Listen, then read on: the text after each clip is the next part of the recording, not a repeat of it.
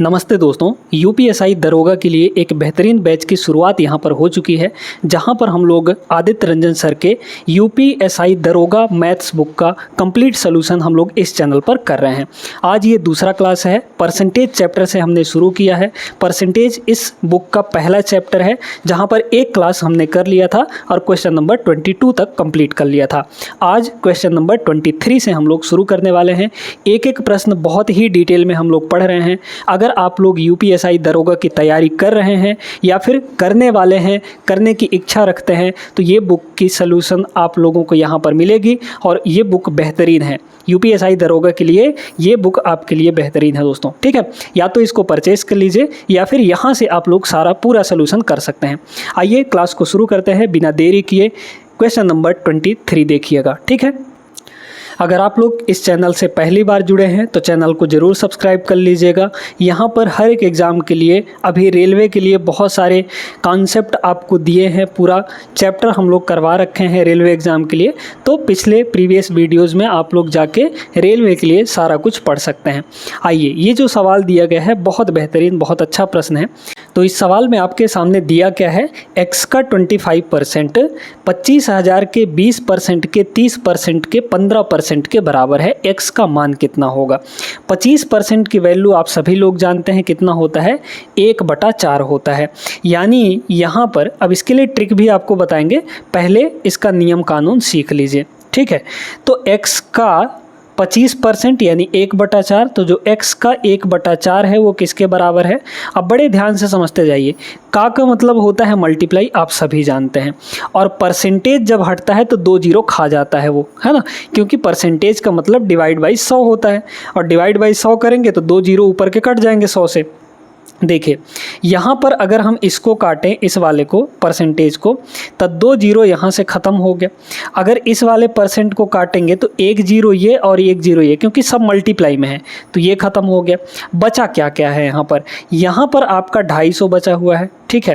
तो ये किसके बराबर है? यहाँ पर ये हो गया 250 मल्टीप्लाई, का मतलब मल्टीप्लाई, यहाँ 2 बचा हुआ है तो हो गया 2, फिर मल्टीप्लाई, यहाँ 3 बचा हुआ है तो ये हो गया 3, फिर मल्टीप्लाई, यहाँ पे बचा है 15%। अब परसेंट का मतलब क्या होता है? Divide by 100। तो यहाँ पर 15% है ना, तो ये हो जाएगा 15 डिवाइड बाई यहाँ पर 100। क्लियर है ये? अब इसको सॉल्व कर लीजिए सीधे सीधे। सॉल्व जैसे ही करेंगे तो डिनोमिनेटर में कुछ कट जाएगा। 100 से ये 25 बार में कटेगा। कितनी बार में कटेगा? 25 बार में। 25 चौके 100। 25 से ये डायरेक्टली 10 बार में आपका खल्लास हो गया। अब बाकी का देख लीजिए कितना हो जाएगा। यहाँ पर कितना होगा? ये हो गया आपका कितना? 6 गुणे 15 90। 90 का 10 में मल्टीप्लाई करेंगे तो जो x की वैल्यू आएगी वो सीधे सीधे कितनी आ जाएगी? 900 के बराबर। 900 ऑप्शन नंबर फर्स्ट यहाँ पर करेक्ट आंसर है। ये तो हो गया बेसिक तरीका, आप जैसे लगाते हैं वैसे लगा सकते हैं इस सवाल को, लेकिन थोड़ा आप अपने दिमाग का यूज़ करिए, एक शॉर्ट अप्रोच अपनाइए कि इसमें क्या बोला है कि जो x का 25% है, 25% मतलब 1/4, और 4 उधर जाके मल्टीप्लाई हो जाएगा, इतनी बात तो फिक्स है, ठीक है। लेकिन अगर हम इस पार देखें तो यहाँ पर आपका 30 है। 30 का मतलब क्या हुआ? 3 गुणा 10 है ना, यहाँ पर 30 है यानी 3 गुणे 10। यहाँ पर आपका 15 है, और 15 का मतलब क्या हुआ? यहाँ पर 3 गुणे 5 है कि नहीं? तो इसका 3 और इसका 3 दोनों मिलाकर यहाँ पर 9 मल्टीप्लाई हुआ होगा। उस पार आपका 9 कहीं ना कहीं मल्टीप्लाई हुआ है। तो जब 9 मल्टीप्लाई हुआ है तो हमारे आंसर में 9 मल्टीप्लाई हुआ होगा, यानी जो हमारा आंसर होगा वो 9 का मल्टीपल होगा। सिर्फ यहाँ पे 9 का मल्टीपल चेक करना था आपको। 9 का मल्टीपल यानी 9 से कटने वाला नंबर देखना था। ऑप्शंस में देखिए 9 से कटने का रूल क्या कहता है? अंकों का योग 9 से कटना चाहिए। इसको चेक करिए, 8 7 15 5 20, क्या 20 9 से कटता है? नहीं, तो मतलब ये आंसर नहीं हो सकता। दूसरे को चेक करिए, यहाँ पर 9 8 17, 17 9 से नहीं कटता, मतलब ये भी आंसर नहीं होगा। 7 और 6 13, 13 भी 9 से नहीं कटता, ये भी आंसर नहीं होगा हमारा। अब यहाँ पर 9 0 0 तीनों को जोड़ेंगे तो 9 आएगा, और 9 से कट जाता है, मतलब ये वाला आंसर है हमारे पास। तो ये होता है स्मार्ट अप्रोच, जिनको लगाकर आप अपने समय को बहुत कम कर सकते हैं, ठीक है। चलिए आगे चलते हैं क्वेश्चन नंबर 24 पर। क्वेश्चन नंबर 24 देखिएगा। P का 5% 10 है और Q का 10% 5 है। R जो है Q बटे P के बराबर है। R का मान कितना होगा? अब आप इसको कैसे लगाएंगे, थोड़ा ज़रा ध्यान से समझिएगा, ध्यान से सोचिएगा। क्या बेसिक से लगाएंगे? बेसिक से भी लगा सकते हैं। कह रहा है इसमें कि भाई P का जो 5% है वो 10 के बराबर है, तो P का मतलब मल्टीप्लाई 5%। 5% का मतलब होता है 1/20। भाई 5/100 करेंगे तो 1/20 कट पिट के आ जाएगा। ये किसके बराबर है? 10 के बराबर है, तो ये हो गया 10। मतलब P जो है हमारा यहाँ से 20 दहाई 200 आ गया। ठीक है, फिर कह रहा है Q का जो 10% है, Q का जो 10% का मतलब 1/10, ये किसके बराबर है? 5 के बराबर है। तो Q की वैल्यू यहाँ से कितनी आ गई? 10 × 5 यानी कि 50 हो गया कि नहीं? तो P भी हमें मिल चुका है, Q भी हमें मिल चुका है, और जो R है अपने पास, R वो क्या है? Q/P है। तो Q की वैल्यू कितनी? 50, और P की वैल्यू कितनी? 200। तो 50/200 यानी 1/4, काटेंगे 1/4, ऑप्शन नंबर बी आ जाएगा। लेकिन इतना सब आपको नहीं करना था, थोड़ा सा यहाँ पे समझिए। कोई भी वैल्यू अपने आप में 100% होती है। P की वैल्यू अगर निकालना चाहें तो उसका 100% निकालना पड़ेगा। Q की वैल्यू अगर निकालना चाहें तो उसका 100% निकालना पड़ेगा। अब इसमें साफ साफ दिख रहा है कि भाई P का जो 5% है वो 10 है। 5% जो है वो 10 के बराबर है। हमें 100% चाहिए P का, तब ना P मिलेगा हमको। हमें 100% चाहिए, तो इस 5% को 100 बनाना है तो किसका मल्टीप्लाई करना पड़ेगा? 20 का। 20 पंचे 100। तो P का अगर 5% 10 है तो इसमें 20 से मल्टीप्लाई करेंगे तो इसमें भी 20 से मल्टीप्लाई करना पड़ेगा। तो P का जो 100% है मतलब P, वो इधर 20 से मल्टीप्लाई कर दीजिए, 200 आ गया, डायरेक्ट आ गया। ये तो 200 आया है ना, हमने यहाँ पे डायरेक्ट निकाल दिया। ठीक है, तो P का अगर 5% 10 है तो 100% कितना हो जाएगा? 20 से मल्टीप्लाई करेंगे 200 आ जाएगा। अच्छा, यहाँ पर देखिए Q का 10% 5 है, तो ये 10% है ना, इसको 100 बनाना है तो 10 से मल्टीप्लाई करना पड़ेगा। मतलब इस 5 में भी 10 से मल्टीप्लाई करना पड़ेगा। तो 5 दहम 50, यानी Q कितना आ गया? 50 आ गया। डायरेक्टली यहाँ पर रख दीजिए, आपका आंसर आ गया। क्लियर है? आगे चलिए, इसको देखें। UPSI 2021 का प्रश्न। 3400 के 75% के 30% के 40% के 20% का मान क्या होगा?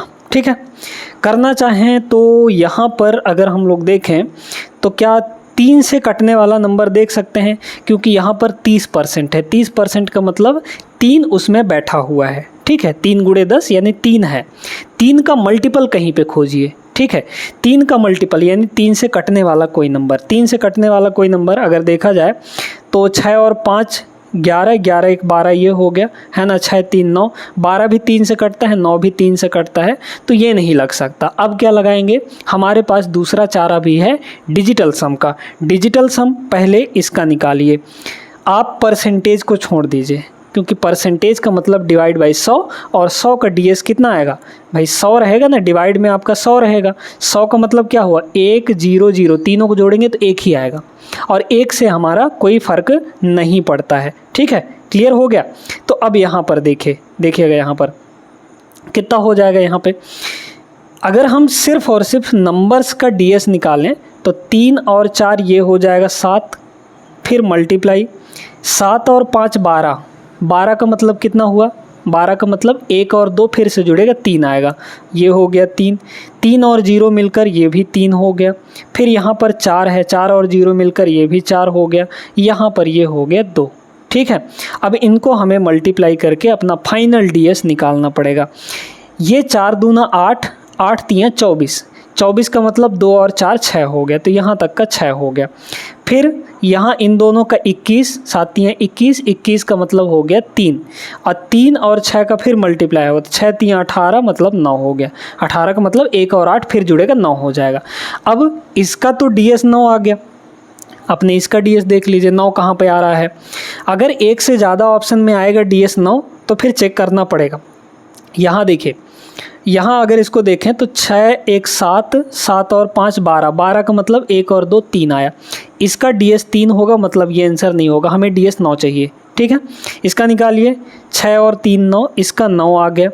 6 4 10 1 11, 11 का मतलब 2 हो गया इसका DS, और 6 7 8 इसका DS 8 हो गया। मतलब ये जो 9 है कहाँ पर मैच हो रहा है, ऑप्शन नंबर बी में, ये करेक्ट आंसर हो जाएगा। वैसे भी इसको मल्टीप्लाई करके और सारा कुछ सॉल्व करेंगे तो भी हमारा 61.2 आएगा, है ना। हमें सबसे बेहतरीन मेथड लगाना है, बेहतरीन अप्रोच लगाना है, ताकि हम अपने समय को बहुत कम कर सकें। आगे चलिए क्वेश्चन नंबर 26 पे। चलिए इस सवाल को देखिए, ये भी उसी टाइप का सवाल है। आप चाहें तो बेसिक लगाइए इसमें, लेकिन डिविजिबिलिटी रूल का हथियार हमारे पास है ना। इसमें देखिए 3 पड़ा हुआ है, इसमें भी 3 पड़ा हुआ है ना। तो जब 3 दोनों में है, इसमें भी 3 है, इसमें भी 3 है, भाई ये 15 3 45 है, ये 3 गुणे 5 है, तो 3 इसमें भी है, 3 इसमें भी है।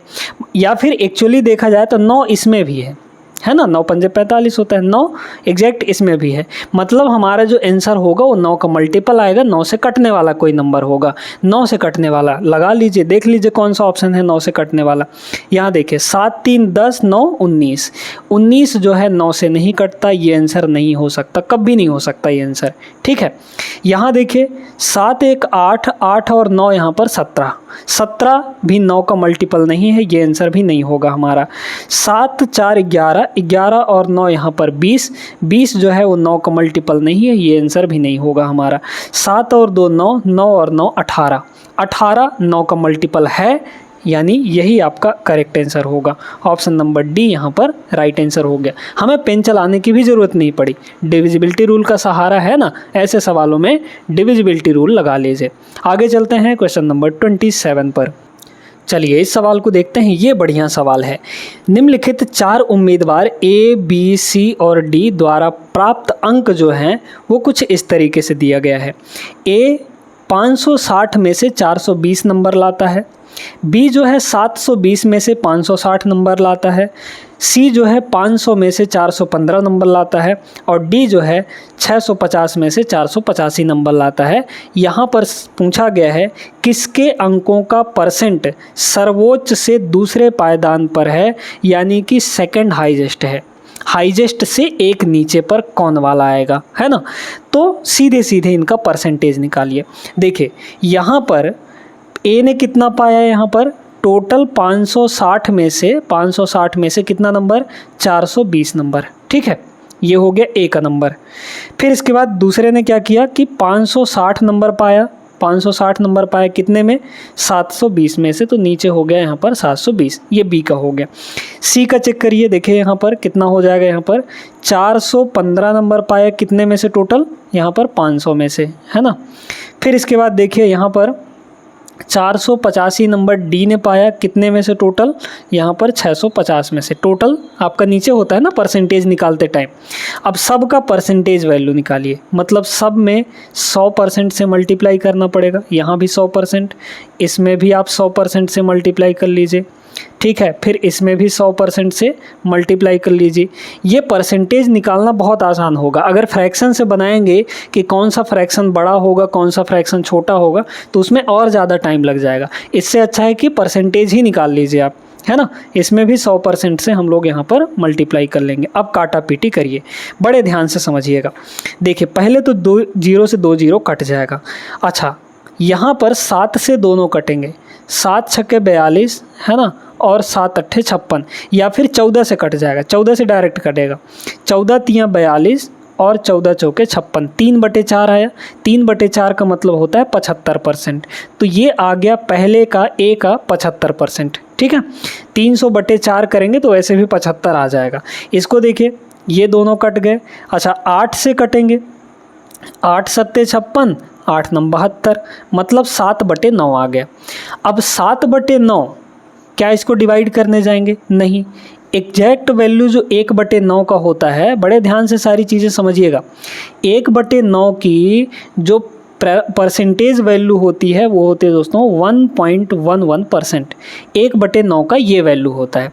हमारे पास 7/9 है, यानी 7 गुना है, तो 7/9 करेंगे तो इसका भी 7 गुना हो जाएगा, यानी 11.11 का मल्टीप्लाई 7 में करेंगे तो 77.77 आ जाएगा। यानी इस पूरे की वैल्यू कितनी आ गई, 77.77%, ठीक है। इसको देख लीजिए, ये तो सीधे सीधे 2 0 से 2 0 कट जाएगा, और इसका 5/5 करना पड़ेगा। अच्छा, 5/5 करने का नियम होता है, आप ऊपर वाले को 2 से मल्टीप्लाई कर लीजिए। 415 का डबल कितना होगा, 830 होगा, और एक डिजिट पीछे से छोड़ के पॉइंट लगा दीजिए, तो मल्टीप्लाई यहाँ पर हो जाएगा 2 का, ऊपर नीचे भी 2 का, तो ये 10 बन जाएगा। और 10 से चूँकि डिवाइड कर रहे हैं तो यहाँ पर 10 से जैसे ही डिवाइड करेंगे ये 0 कट जाएगा, तो इसकी वैल्यू हमारे पास 83% आ गई। ठीक है, अब इसको देखिए, यहाँ पर 1 0 से ये 1 0 ख़त्म हो गया है ना।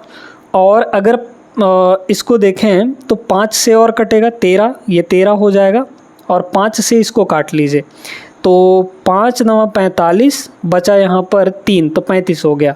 तो कितना हो जाएगा, 5 7 35, ऊपर हुआ 970। ठीक है, 970 और नीचे 13, बताइए कितना होगा यहाँ पर, तो 13 7 91 है ना।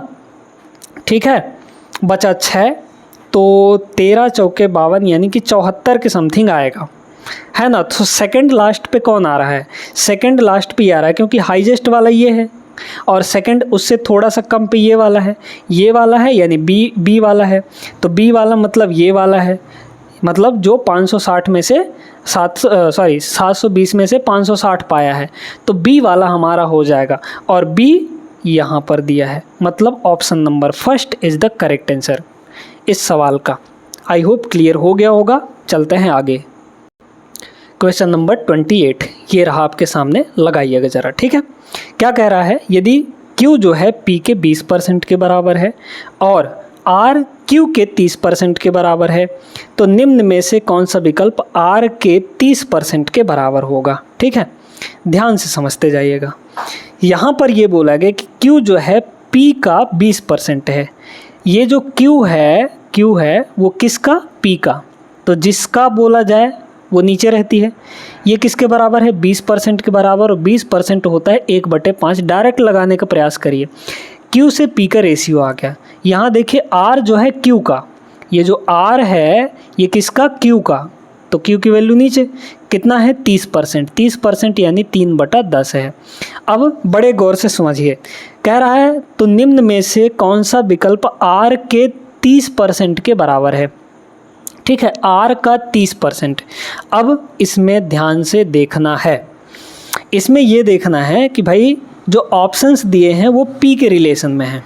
ठीक है, P के रिलेशन में है, तो हमें क्या करना है, यहाँ पर सीधे सीधे Q यहाँ पर 1 है, यहाँ पर Q आपका 10 है, Q को बराबर करिए, अलग अलग क्यों रहे, इसको भी 10 बनाइए, तो इसको जैसे ही 10 बनाएंगे तो नीचे भी एक 0 लगाना पड़ेगा, मतलब P जो है हमारा वो 50 है, Q जो है हमारा 10 है दोनों जगह, और R जो है हमारा वो 30 है।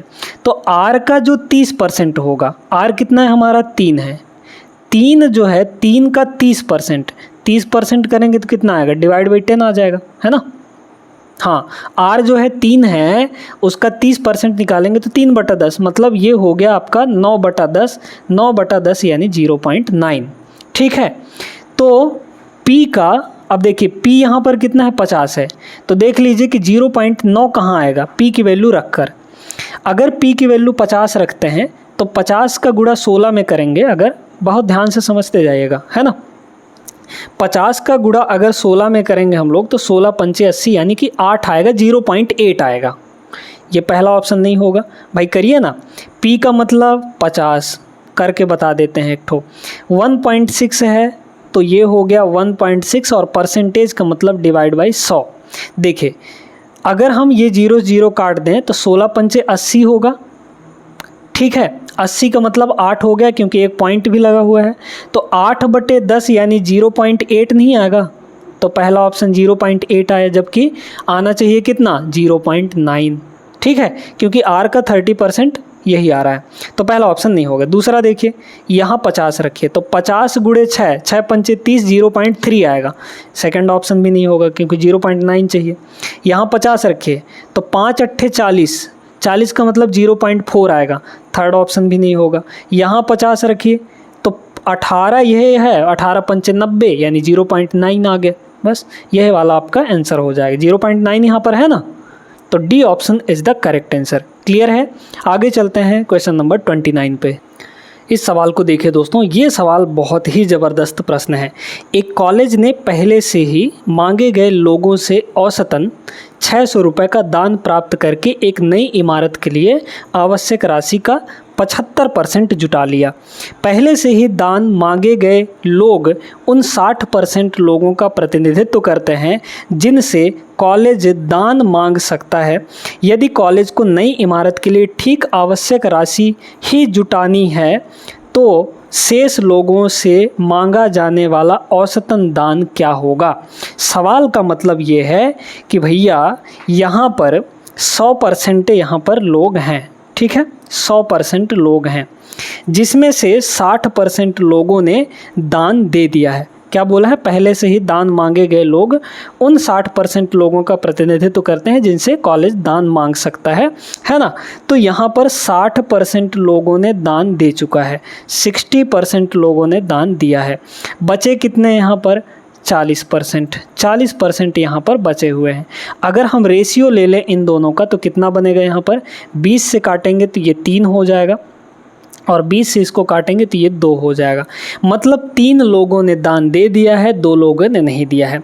अब यहाँ पर जो दान जिनसे मांगा गया था वो 600 रुपये का औसतन दान देते हैं।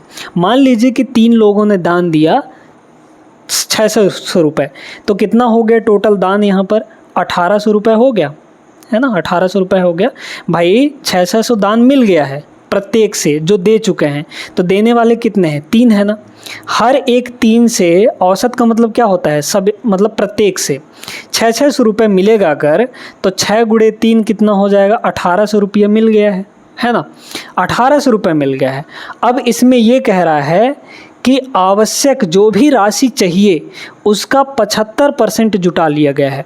मान लीजिए इमारत को बनाने के लिए 100% की राशि चाहिए, उस 100% की राशि में से यहाँ पर कितना मिल चुका है, 75% मिल चुका है, 75% मिल चुका है।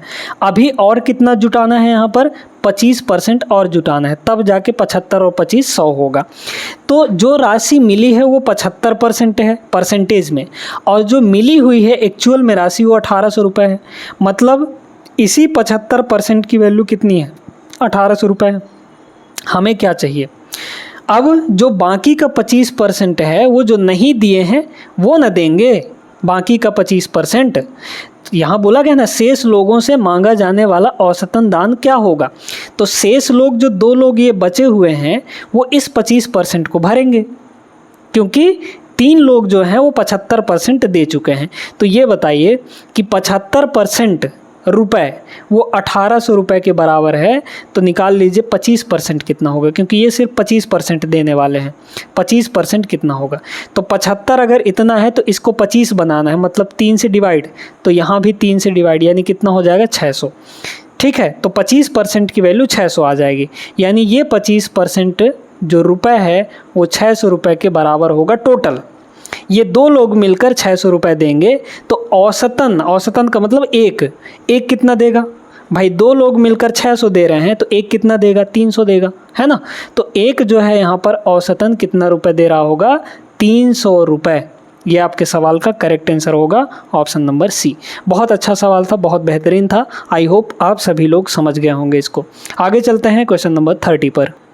बहुत ही प्यारा सा प्रश्न, सुशांत और प्रशांत की तनख्वाह की रकमों के अंतर का आधा उनकी तनख्वाह की रकमों के जोड़ के 3/10 के बराबर है। देखिए, सुशांत और प्रशांत की तनख्वाहों के रकमों का अंतर का आधा, यानी यहाँ पर क्या कह रहा है कि सुशांत माइनस प्रशांत का आधा जो है वो किसके बराबर है, उनकी तनख्वाह के रकमों का जोड़। तो सुशांत प्लस इसका कितना है, 3/10 है, तो इसका 3/10 कर दीजिए, 3 यहाँ पर 10 हो गया। पूछा क्या गया है, सुशांत की तनख्वाह के संदर्भ में प्रशांत की तनख्वाह दर्शाइए, express Prashant salary in terms of Sushant salary. ठीक है, बताइए यहाँ पर कितना हो जाएगा, बहुत ध्यान से इसको समझना है। ठीक है, चलिए पहले यहाँ पर S और P का रेशियो निकाल लेते हैं। क्या होगा, देखिए इस 10 को मतलब S माइनस P को उधर ले जाइए, तो S प्लस P यहाँ है, डिवाइड बाई ये S माइनस P यहाँ आ जाएगा। ठीक है। और बाकी की वैल्यू ये जो 10 है, अच्छा इसको काट दीजिए ना, 5 से कट जाएगा तो 5 आपका इधर आएगा, 5 एकम 5 और 3 आपका नीचे आ जाएगा, तो ये हो गया। s प्लस पी आपका 5 है, s माइनस पी आपका 3 है, तो यहाँ से क्या डायरेक्ट रेशियो नहीं आ सकता s और p का? बताइए, s और p का कंपोनेंडो डिविडेंडो का नाम सुना है? सीधे सीधे a प्लस बी और a upon a minus b दिया रहता है, तो a प्लस बी मतलब पॉजिटिव वाले का वैल्यू निकालने के लिए एक बार इन दोनों को जोड़ देंगे, तो 5 और 3 कितना हो गया? 8। फिर नीचे वाले का वैल्यू यानी कि जो निगेटिव है उसकी वैल्यू निकालने के लिए हम लोग यहाँ पर इन दोनों घटा देंगे, 5 में से 3 गया, ये हो जाएगा 4। थोड़ा और काटेंगे तो 4 दूना ये 8 और यहाँ पर 4 एकम 4। एक सेकंड, यहाँ पर कितना आ जाएगा? यहाँ पर 4 नहीं आएगा है ना, 2 आ जाएगा दोस्तों। 5 में से 3 गया, कितना आएगा? 2 ना आएगा, मतलब ये कितना होगा? 4/1 हो जाएगा। ठीक है, अब जो पूछा गया है उसको देखिए।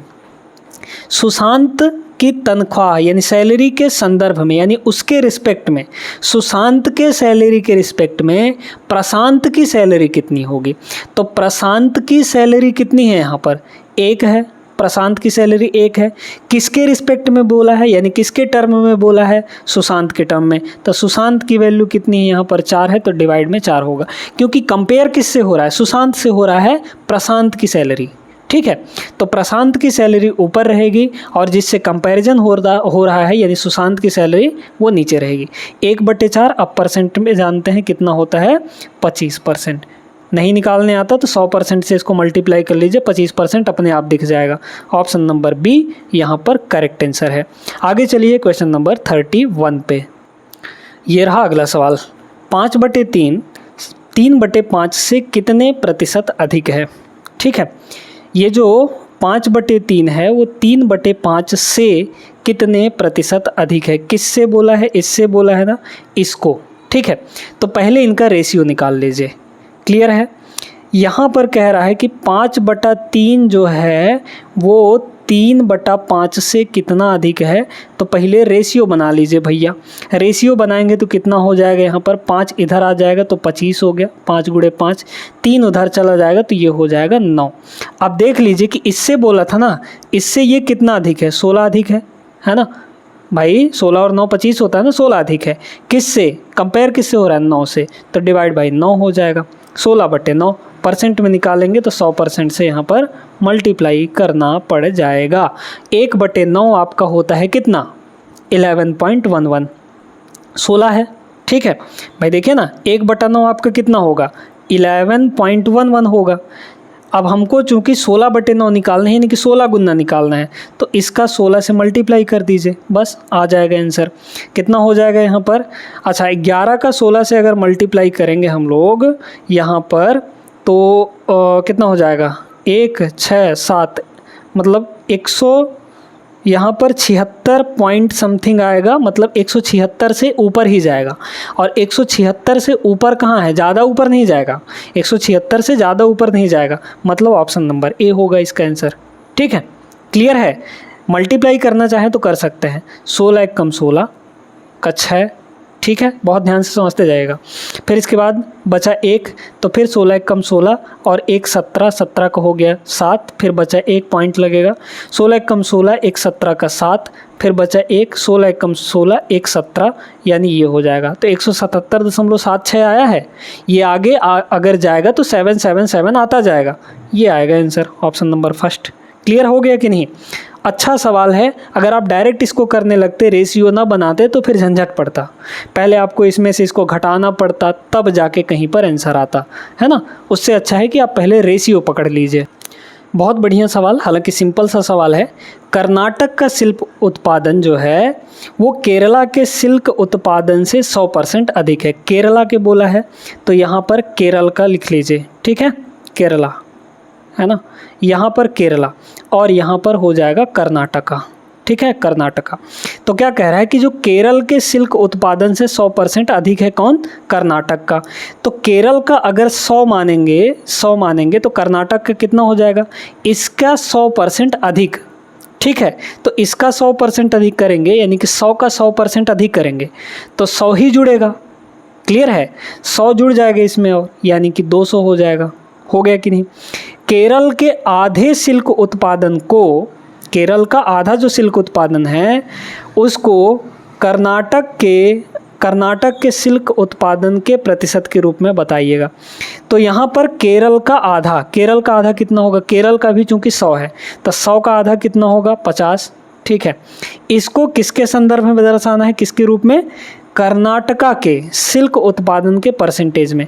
कर्नाटका का सिल्क उत्पादन कितना है, 200 है, तो डिनोमिनेटर यानी कंपैरिजन किससे हो रही है, कर्नाटका से हो रही है, तो डिवाइड बाई ये हो जाएगा।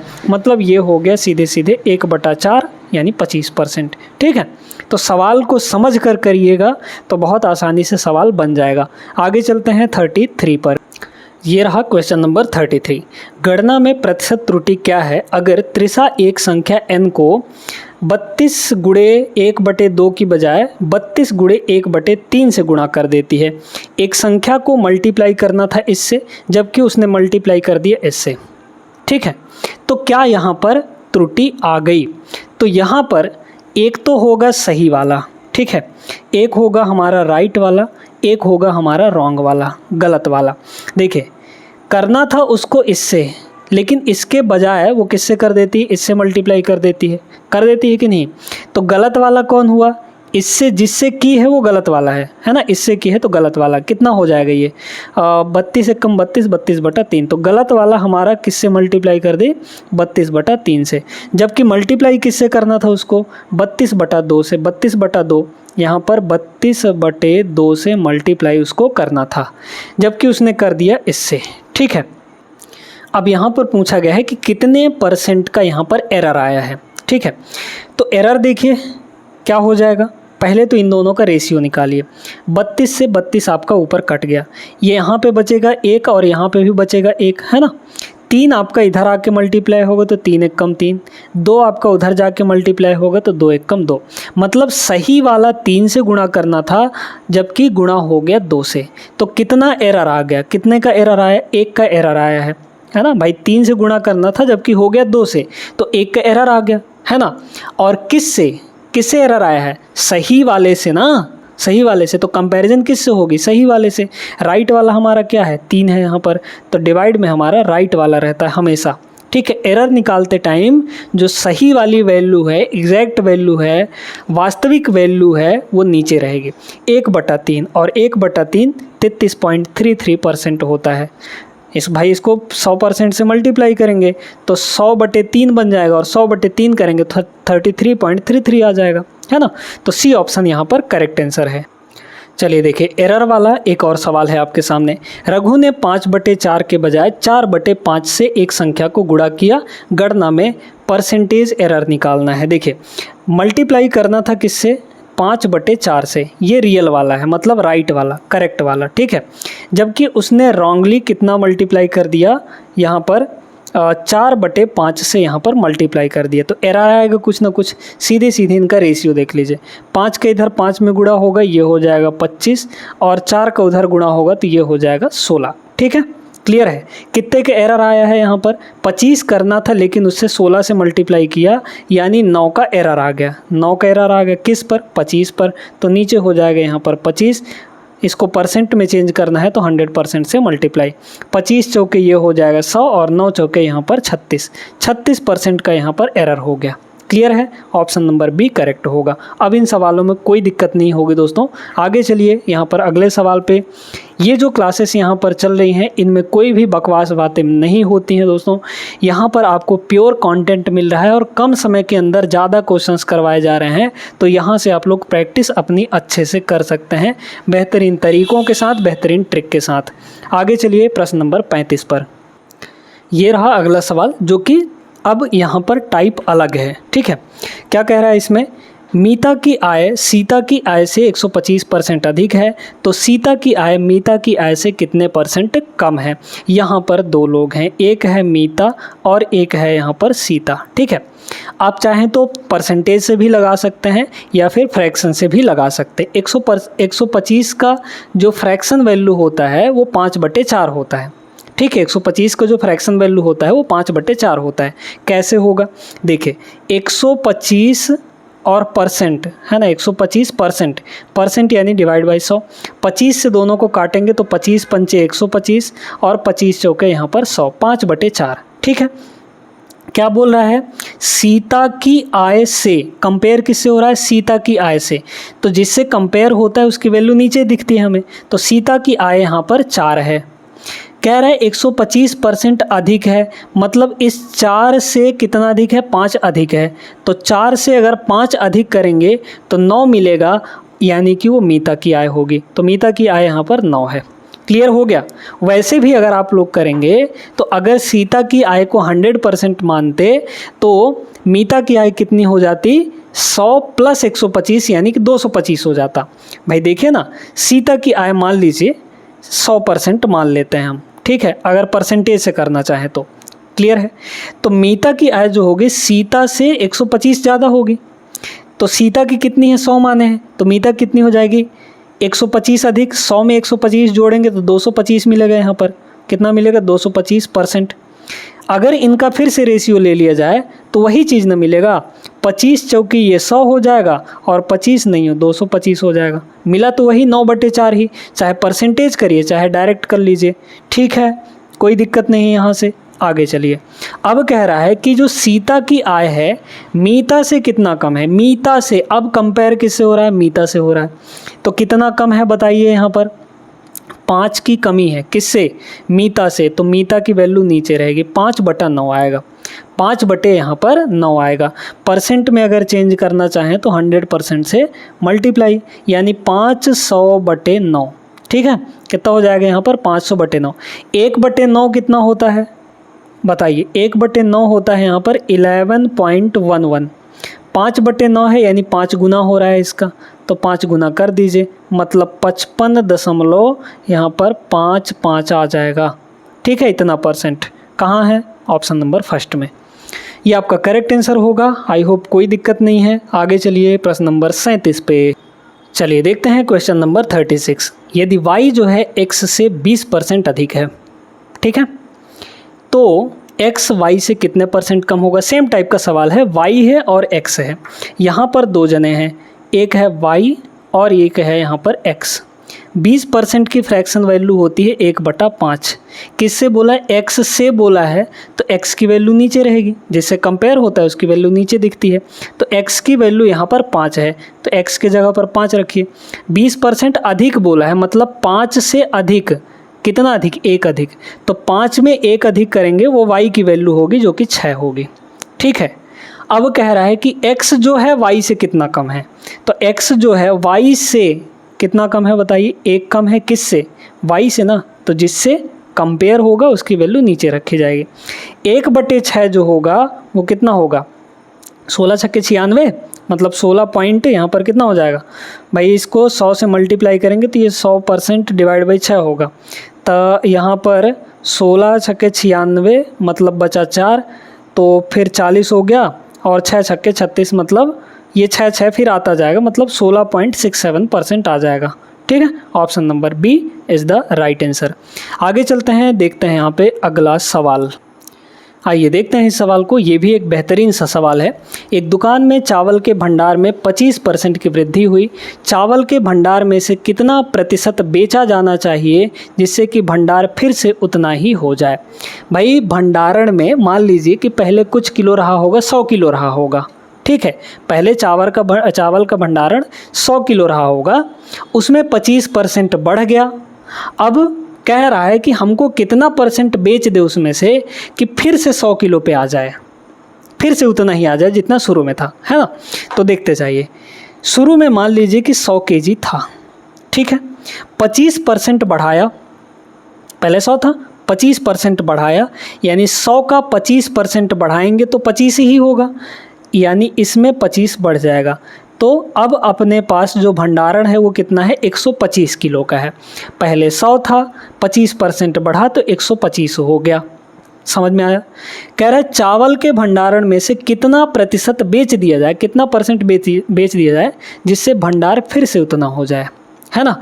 अब हमें फिर से 100 पर लाना है, तो 125 में हम कितना बेच दें कि 100 पे आ जाए। बताइए कितना बेच दें, 25 बेच दें, 125 बेच देते हैं। किस में से? 125 में से। तो 125 नीचे हो जाएगा। भाई अभी हमारे पास 125 किलो है, हमको 100 पे आना है, तो कितने किलो बेच दें? कितने किलो बेच दें? 25 किलो बेच दें। तो 125 में से 25 किलो बेच देंगे तो 100 पे आ जाएंगे। तो 25 किलो हमने बेचा, किस में से?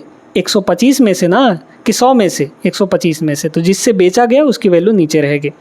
ये कितना होगा? 25 एक कम 25, 25 पंचे 125। ठीक है, ये हो गया 1/5 यानी 20%।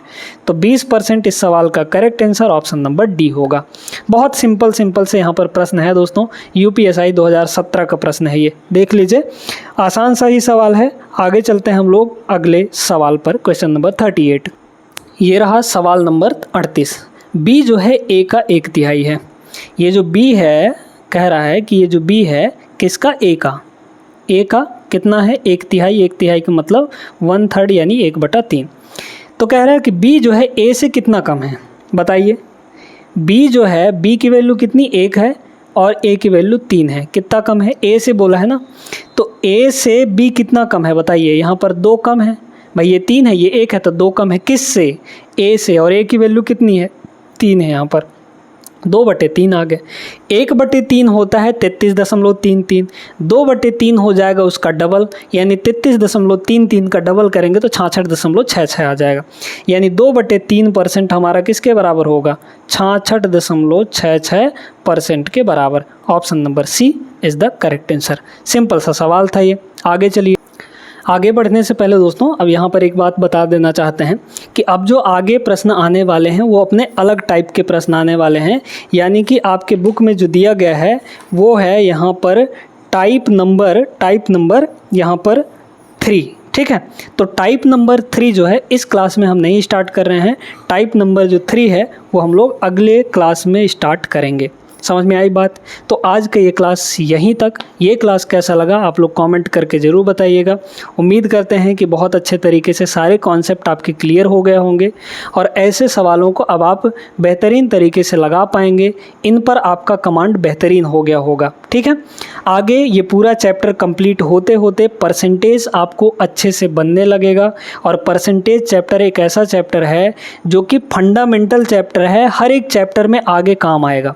आपको CISI में काम देगा, ये एवरेज में काम देगा, ये मतलब हर जगह ये काम में आता है। ठीक है, टाइम एंड वर्क में काम आएगा, हर जगह काम में आता है। तो इस चैप्टर को अच्छे से पढ़ना है आपको। क्लियर है ना? तो आई होप सेशन अच्छे से समझ आया होगा। लाइक कर दीजिए सेशन को और अपने दोस्तों तक शेयर ज़रूर कर दीजिएगा। पहली बार जो चैनल से जुड़े हैं वो सब्सक्राइब ज़रूर कर लेना है। मिलते हैं अगले क्लास में, तब तक के लिए जय हिंद।